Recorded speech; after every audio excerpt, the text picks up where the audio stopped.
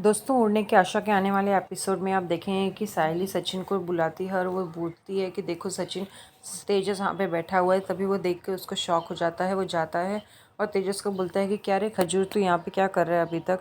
तू तेरी इतनी पढ़ी लिखी डिग्री है, तेरे पास में सब कुछ है, फिर भी तू यहाँ पे बैठ कर भीख मांग रहा है।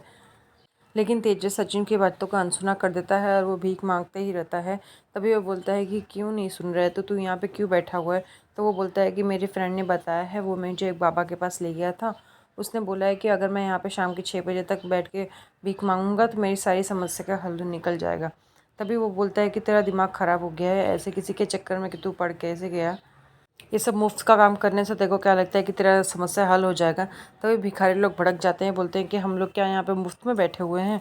तुझे दिखाई नहीं देता हम यहाँ पे सुबह से धूप में बैठे हुए हैं?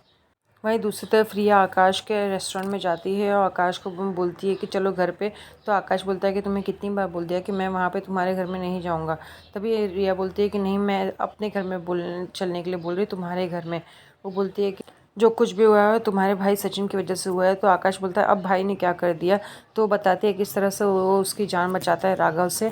तो वो बोलता है कि अच्छा हुआ सचिन भाई ने सब कुछ संभाल लिया, नहीं तो मैं तो उसका मुंह तोड़ देता था। वहीं दूसरी तरफ तेजस सचिन के साथ में नहीं जाना चाहता। वो बोलता है कि शाम के 6 बजे के बाद से मूड चला जाएगा, मुझे अब यहीं बैठना है। तो सचिन उसको समझा बुझाकर गाड़ी में बिठाता है, बोलता है नहीं तो चल यहाँ से। फिर जैसे ही वो घर पे पहुँचता है, तेजस घर के बाहर निकलना नहीं चाहता है। वो बोलता है कि नहीं, मैं नहीं जाऊँगा, मुझे इस तरह से लोग देखेंगे तो क्या बोलेंगे। तभी सचिन बोलता है कि तुझे मैं यहाँ पे लाया हूँ तो घर के अंदर तो जाना ही पड़ेगा। अब तेरे पास कपड़े नहीं है तो तू चल, ऐसे ही चल। लेकिन तेजस को बुरा लगता है। वो बोलता है कि नहीं, मैं नहीं जाऊँगा। फिर वो मुंह ढक लेता है, बोलता है कि मैं ऐसे जाऊँगा। तो बोलता है अब तो तू पक्का भिखारी लगता है, चल अच्छा तेरे को ऐसे ही चलना है तो चल। वहीं रेणुका अंदर देखती है तो बोलती है कि क्या तुम लोग अपन पहले भिखा लोगों को घर में लेके आते थे, भिखारियों को भी घर में लेके आने लगे हो? इसको बाहर लेके जाओ, ये कितना बास मार रहा है। तभी साली बोलती है कि माँ आप एक बार देख तो लीजिए कौन है। वो बोलती है तू इतना क्यों बोल रही है? क्या ये तेरा रिश्तेदार है क्या? तेरे गली मोहल्ले का है क्या? तभी सचिन बोलता है कि माँ तू ऐसे क्यों बात कर रही है, तू बाद में देखेगी ना तो पछताएगी। तो बोलती है कि तू क्या वो अपने गली वाले भिखारी को लेके आ गया है क्या, जो हमेशा किसी के प्यार में पड़ के एकदम भीख मांगने लगा था? तो बोलता है कि नहीं माँ, तू एक बार देख तो ले। तभी तेजस बोलता है आई आई। तो बोलती है कि ए आई आई मत बोल, माई माई बोलते, ए माई दे दे माई। वो बोलती है जा माई माई बोल के बाहर भीख मांग, यहाँ पे आई आई बोल के मेरा दिमाग मत खराब कर।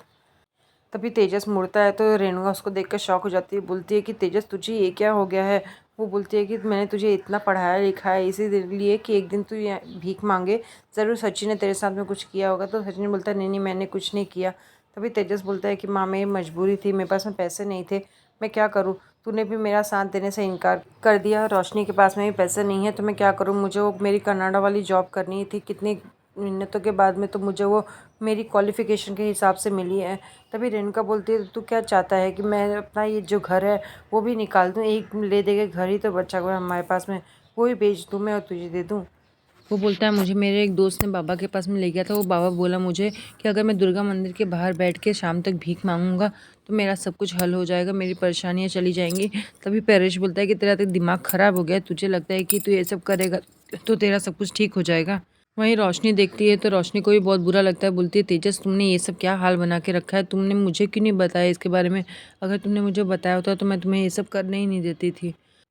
वो बोलती है कि अगर तुम्हें कोई भी परेशानी है तो मुझे बताओ ना, मैं तुम्हें इस हालत में देख कर क्या खुश होंगी?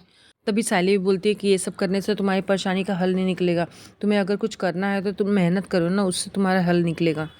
तभी रोशनी तेजस को समझाती है, तेजस मैं तुमसे बहुत प्यार करती हूँ, आज के बाद में प्लीज़ ऐसा काम मत करना और मुझे हमेशा बताना तुम क्या करना चाहते हो। वहीं रिया और आकाश घर पर आते हैं तो देखकर सब खुश हो जाते हैं। रेणुका की खुशी का ठिकाना नहीं रहता, वो देखकर खुश हो जाती है कि हाँ वो दोनों घर पे आ गए हैं। रेणुका बोलती है मुझे तो पता ही था मेरा बेटा घर पे आ जाएगा। वहीं रोशनी बोलती है कि तुम इतने जल्दी रिया घर पर आ गई, मुझे तो लगा था तुम नहीं आओगी।